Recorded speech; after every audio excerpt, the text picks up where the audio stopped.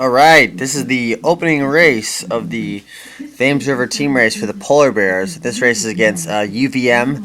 So Bowdoin is in 1, 2, and 3. UVM is in 4, 5, and 6. And for the viewers, boat 1 was starting at the boat 2 starting in the middle, boat 3 is starting at the pin. And we're kind of picking up the race halfway up the first beat. And it's Polar Bears did not get a great start. I think we maybe had one pair off the line. Conditions, so everybody can get a sense of this. Conditions were out of the south, so coming from the Sound at Coast Guard, and we had some uphill current kind of all day, which made for pretty quick windward beats and pretty long runs. But here we're kind of picking it up the race course. Looks like we have at least one pair, boat one controlling maybe boat 5, and then in the other two we're fully chasing. I think the conditions yesterday were important, that you had to be really fast, and again, in team racing, the fastest team almost always wins the race. So speed was really, really important. Which they do. I mean, there really is, at least in their home and sense of community. So we're kind of getting to the top mark here. Bowdoin still has maybe one pair, but they're likely chasing the 1, 2. And as we get closer to the windward mark, we'll see that they are chasing the 1, 2. And I wanted to end my life until I found this place. Tell us about him. So Asad was probably the hardest person. Again, thinking about this in terms of pairs, it looks like Bowdoin has the pair on the left, but UVM controls the middle pair and then the pair on the right, which we're kind of zooming in for you guys to see right now.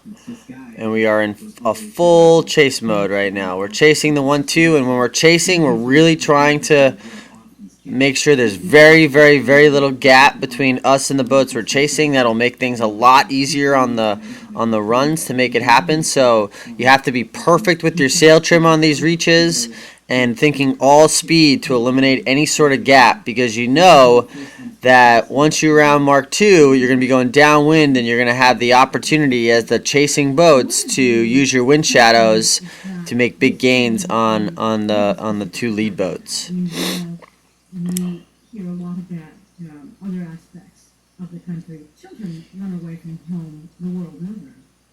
You don't need So yeah, again, these runs are really long because they're fighting the current pretty hard on these runs. And Bowdoin does a really nice job of kind of breaking up the 1, 2 here.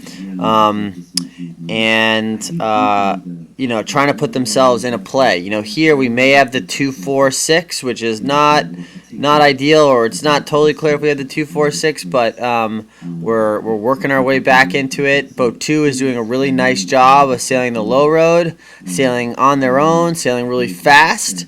And we talked about this a lot with the team yesterday, but all things being equal, starboard advantage is really important. So as you work down the run, it's really important that your team starts to work to the inside if possible, because that's where mark room is going to take place, and that's where you're going to get yourselves back into the game. We have, if we look at the fleet, we have a boat on the inside, but that boat is probably the most bow back, and we have 2 boats kind of on the outside. And they're not going to have mark room here, So, and we're doing a decent job. But one's trying to work their way in, but we're not totally on the same page with our teammate to see how we can make this happen. So, we're kind of getting closer and closer to Mark 3. It was nice yesterday. We had one umpire on the water, which was great. Kind of helped keep racing clean and eliminate some of the ticky-tacky stuff that can happen without umpires.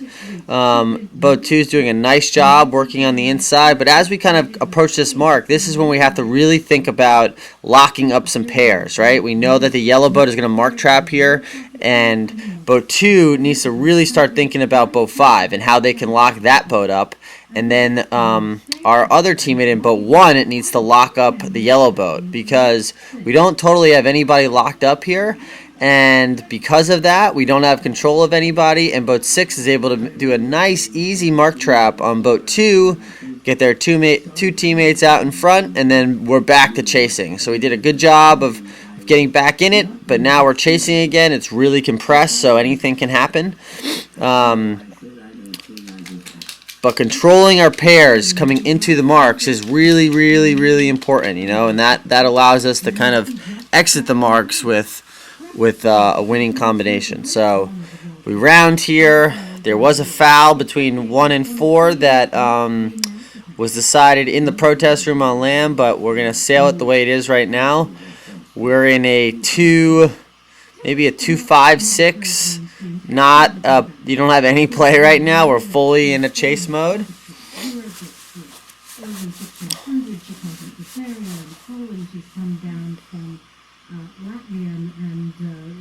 And it's pretty even probably between boat 1 and the yellow boat on the left side looking upwind.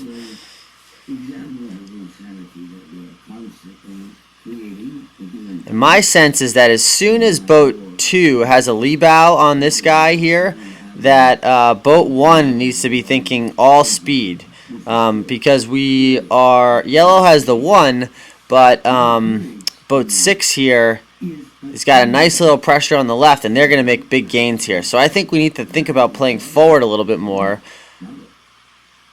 It's like boat 1's going with boat 4, that's fine, but 2 does not necessarily have a piece of that boat on the left side there, and that's where we're vulnerable, right?